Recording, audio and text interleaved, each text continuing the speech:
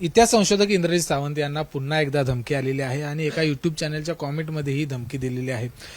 पुन्हा एकदा आपल्याला धमकी आलेली आहे. धमकी ही कशा माध्यमातून दिलेली आहे आणि कुणी दिली त्याचं नाव काय त्यामध्ये दिसतं का? नाही, मी आत्ताच सगळं तपास करायला लागलो. मला आत्ता समजलंय की माझ्या मित्रांनी दाखवलेलं आहे आणि ते काही माध्यमातून मला समजलं. मी ते आत्ता बघितलं, ते केशव वैद्य नावाचा कोणतरी व्यक्ती आहे. त्यानं मला धमकी दिलेलं ते सोडून द्या. ते ज्या पद्धतीनं ते बोल भिडू नावाचं एक चॅनल आहे, त्याच्या चॅनलच्या खाली जे काय बोलला आहे ते आत्ताच मी बघितलं की ते खूप आक्षेपार्ह आहे. अशा व्यक्तींच्यावर कारवाई झाली पाहिजे.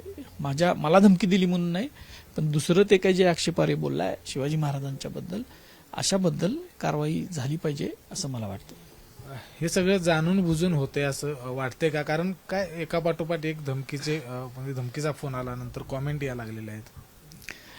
नाही, जाणून बुजून मध्ये हा एक उन्माद आहे. हा उन्माद आपली सत्ता आलेली आहे, आपलं विशिष्ट ही जी सत्ता आलेली आहे असं काही लोकांना वाटतं आणि त्याच्यातून निर्माण झालेला उन्माद आहे. त्याच्यातून हे झालंय. हिस्ट्री रिपीट इटसेल्फ असं म्हणतात. माझ्या अभ्यासानुसार असा उन्माद हा दुसऱ्या बाजीरावाच्या काळामध्ये आलेला होता. याच्यातूनच मराठ्यांची सत्ता ही लयाला गेली या उन्मादातून आणि भारत पारतंत्र्यात गेलेला होता.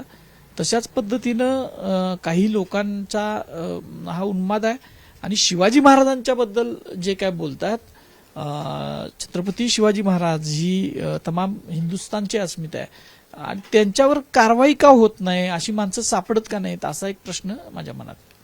आत्ताच्या कॉमेंटमधून धमकी दिली त्यामध्ये काय नेमका उल्लेख आहे? नाही, ते मी आता मला परत ते वाचावं लागेल. घरात घुसून मारू वगैरे काहीतरी माजला आहे, असं काहीतरी आहे, खात्मा करू वगैरे असं काहीतरी आहे त्याच्यामध्ये. ते काही मला पाठ नाही आहे, ते बघावं लागेल परत ते काय लिहिले. पण असे खूप जण बोलणारे असतात. आता तो नेमका तो कोण आहे, काय आहे, हे समोर आल्यानंतर जास्त याच्यावर आपल्याला बोलता येईल. आधी एक आपण तक्रार दिली, त्यानुसार गुन्हा दाखल झाला. ही सुद्धा माहिती तुम्ही पोलिसांना देणार आहात का? आधी मी शिवाजी महाराजांच्या बद्दल ज्या पद्धतीनं ती विकृत व्यक्ती व्यक्त झालेली होती, बोललेली होती, त्याच्याबद्दल माझी तक्रार आहे.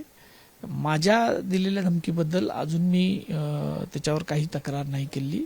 या विषयावर सुद्धा स्वतः मी पोलिसांना काही बोलणार नाही आहे. त्यांना काय कारवाई करायची ते शासनानं आणि पोलिसांनी ठरवायला पाहिजे. किमान पोलिसांच्या सायबर सेलकडे तरी ही माहिती देणं अपेक्षित आहे.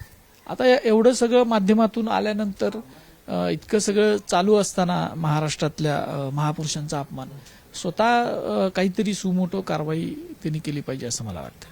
आधी जो आपण गुन्हा दाखल केलेला आहात, तर त्या संदर्भात पोलिसांनी काय माहिती दिली? त्या आरोपी संदर्भात काय सांगितले? अटक केले किंवा मिळून आलाय किंवा तपास करतोय वगैरे? नाही, आता आपल्याला मीडियातून समजतेच की ते अजून तो फरार आहे, अटक नाही झालेली. काल मीच माझा मोबाईल घेऊन गेलेलो होतो की माझ्या मोबाईलमधले जे रेकॉर्डिंग्स आहेत ते तुम्ही योग्य पद्धतीने घ्या, वाटलं तर मोबाईल सुद्धा ठेवून घ्या. पण मला एक जे पत्र पाहिजे होतं माझ्या प्रायव्हसीच्या ह्याच्याबद्दलचं, ते काय दिलं नाही. आणि आता माझ्या मोबाईलमधले जे रेकॉर्डिंग आहे ते फ्लॉरेन्सिक एक्सपर्ट आल्यानंतर ते त्याच्या मिरर कॉपीज करून घेणार आहेत.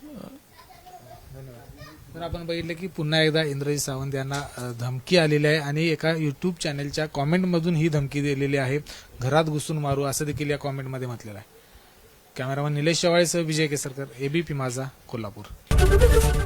एबीपी माझा, उघडा डोळे बघा नीट.